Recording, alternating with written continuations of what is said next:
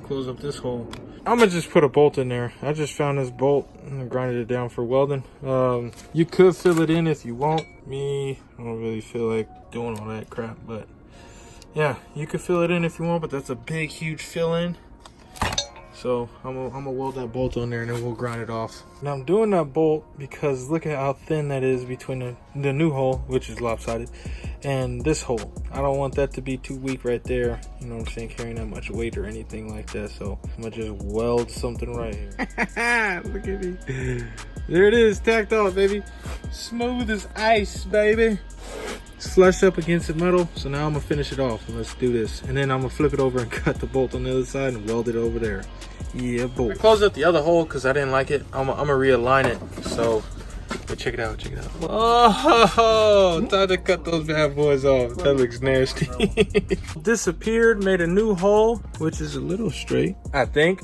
But it looks way better. Look at that. It looks factory, doesn't it? Lines up perfectly too. Got this done. Locked in place. No more hole, baby. So now, that I did, so kind of marked it exactly where it's gonna be at. So now I just gotta drill it exactly right there. So I'll start the drilling. This is the reason why people don't make these brackets bolted on, because it's just more work. This is sturdy. This plate right here is sturdy, especially with this gonna be right there. Look at that. It's gonna be stacked right on top of this. So it's just a lot of people don't want to do this type of work because it's a longer process. Me, I could have just made this, I could have just added this piece on and just drilled a hole without filling the other hole. I could have bolted these two down, or I'd have just bolted this one and welded it all the way around and maybe drill through here and put a bolt up through the top. But that's the main reason why people don't really do this bolting stuff. So we're gonna see, and I'm gonna show you that it holds up, because this, I mean, everybody says that it'll flex, but it's the same exact as an 04 pretty much. As you can see, it's two different plates right there, so it's actually layered for stability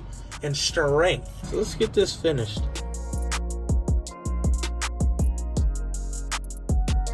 Got the bracket we made. Had to paint it so it doesn't rust in there.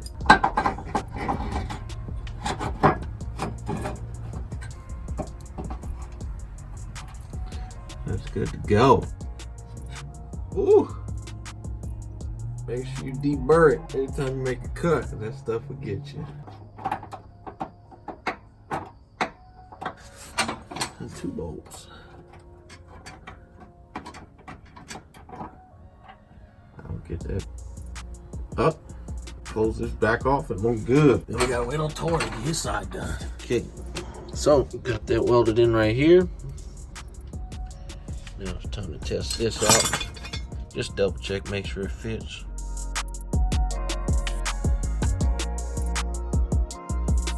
All right, people.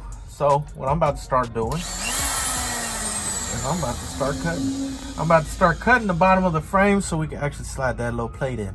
Trav already did his side. Now it's time to do mine. But you want to take extra safety precautions if you've noticed. You know what I'm saying? So you don't burn yourself too on top of the jerry rig some shit, you know what I'm saying? So all you gotta do is just jerry rig some stuff, just like this, and then boom.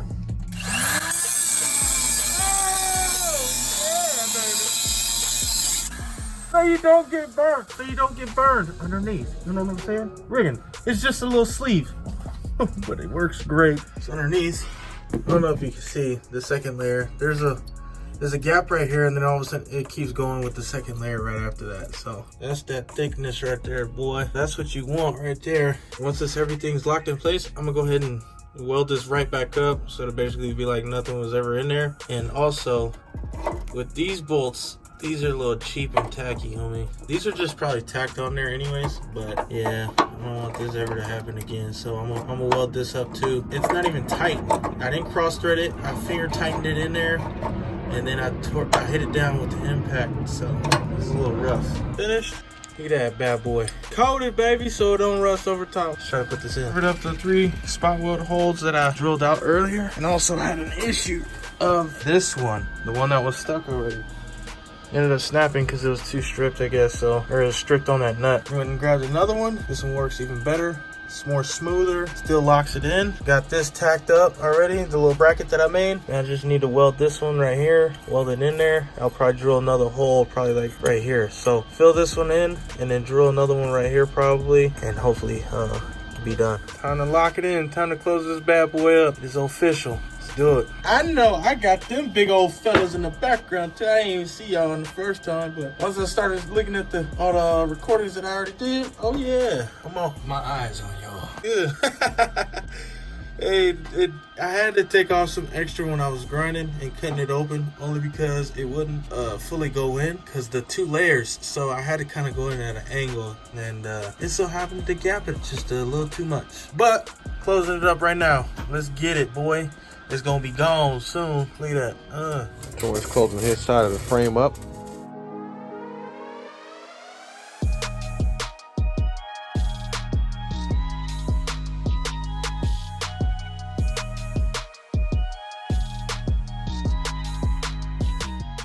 All right. Airplane. F the airplane. This is finished product. Just gotta paint it. This side is done. Speak louder. Oh yeah. My bracket's finally dry. Get a little spot on the weld, look like a line, but other than that, it's the finished product. I'm gonna close my side of the frame up, and I'll be able to throw that up permanently, and then we'll get to the IRS. All right, finished on my side. Grinding those down. Those are the holes that I drilled earlier. Go under here, and I'm finished pretty much. Yeah, I grinded the welds down, made it smooth, try to hide it, even though it won't be hitting really. I want somebody, whoever, you know, does go into here again or needs to for this, they'll know exactly where to cut. You could use a die grinder to actually smoothen this out to make it look somewhat smooth like actual metal. Me, I just grinded it. I don't really mind. For the next person that actually comes into here, they'll just, you know, cut it out where it's at, hopefully. Also, those spot welds, they're not super high, but that's fine. Those are just to close it up, and that's it. We're done, so let's throw some paint on it and let it sit overnight. Ooh, paint it, boy. Ooh, paint it. It's locked in there, baby. My side's done. And trash side done. Yeah, I painted my other side right here because I was trying to drill through spot welds, and well, I drilled through some of them, but I didn't need all that, so I just cleaned it back up. I just sealed it back up, but look at trash. Ooh, we done. Already installed the new brake booster. I forgot to record, so today I'm just picking up where I left off. I'm gonna install this master cylinder off a 93 Cobra, but in order to do that, I have to take off this back brake line because it's not going to work. I have this new brake line that I have here that I'm going to install. Let me show you the reason why we have that brake line. This is the new one off the 93 Cobra, and this is the stock one. As you can see, the stock one has the fitting on the bottom, the new one doesn't. So that's where that brake line comes in, and it helps us out. So I'm gonna finish taking off the back brake line and finish plumbing this in. So it's gonna sit just like this. This is gonna be on the bottom for the bottom brake line, and this is gonna go, this top one's gonna go right into the cylinder.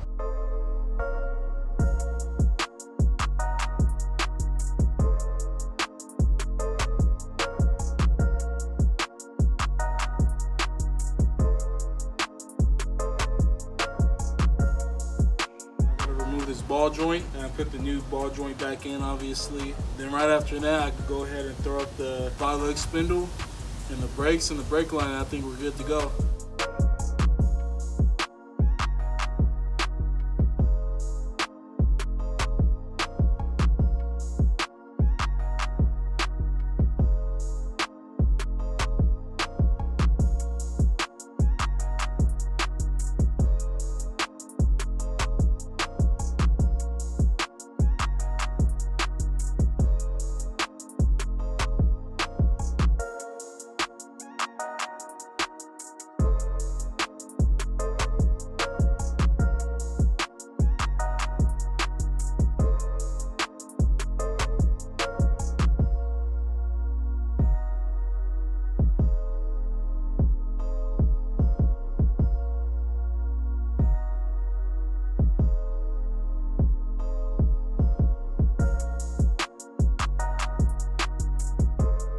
Brackets are done. Just remember, please, guys, if you guys are gonna weld, to take the tank down. Take it down and cover everything up. I mean, it still have little fumes, but it's better than freaking throwing sparks in your gas tank and catching on fire. You can't put it out. So we got those done. Turns onto the brake lines. Now what we gotta do Gotta take this adapter off on the rear brake lines where the main brake line meets and goes and spreads out to the back. We're gonna take this off because we're not gonna need this anymore, and we're gonna put the new kit that he got from LMR, or not LMR, but Maximum. So take these off, add those, and we'll be good.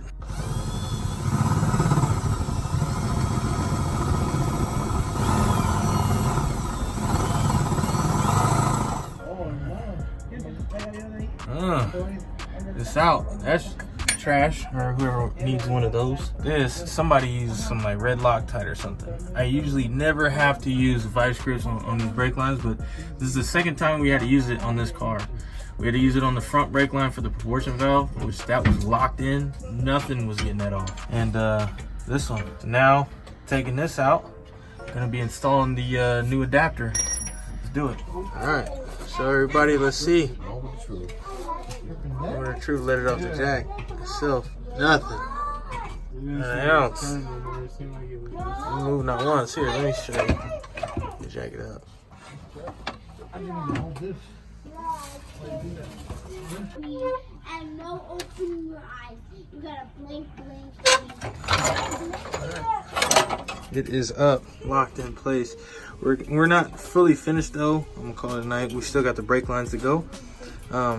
We'll do that probably tomorrow or Monday. Then throw up the tank and then change out the bolt so we can actually throw some wider tires on there, boy. Once all that's done, we still got to do the diff. Don't worry about that's brake fluid. We still got to do the diff cover because it's leaking. But yeah, pretty much done. Boog and Isaac up there still working. Call it a night and go home. Got the brake line brackets installed right there, right there. I'll put the struts up right now, then the springs, and this thing will permanently be in for good. Then after that's up, gonna go ahead and reseal this whole thing right here. You can see right there it's leaking, so we'll reseal that, and then from there we'll bleed the brakes, and then we'll have the dry shaft left to do. All right, y'all, got the struts in. I'm about to throw the rear end up by myself today, so may take a little longer than usual, but it'll get up and we'll be done.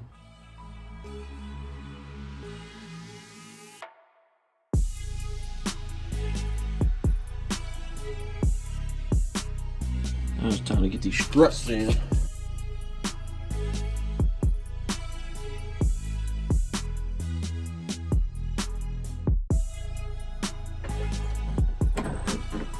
Winner, winner, chicken dinner. Oh yeah.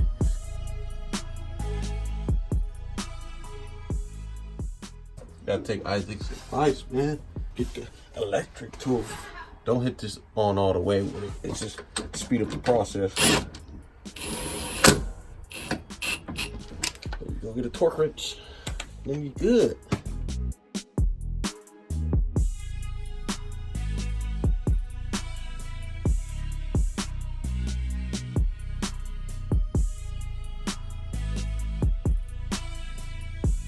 Boy stocking up, being grown, and you know what I'm saying? Look at this.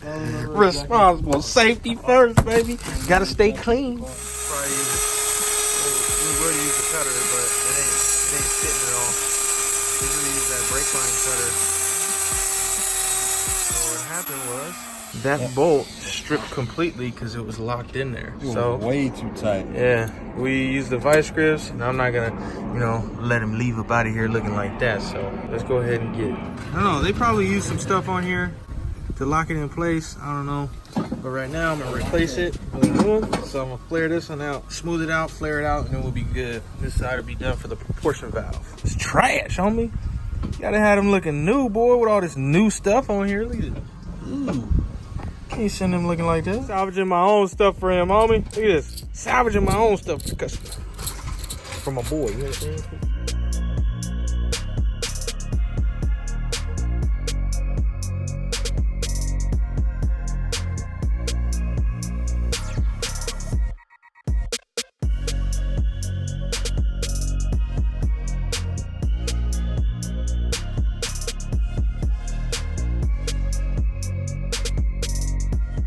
Oh, excuse me. Now we're done. Double flared, ready to go. Oh, dang. Now I gotta get the bam. Just like so. Perfectly even.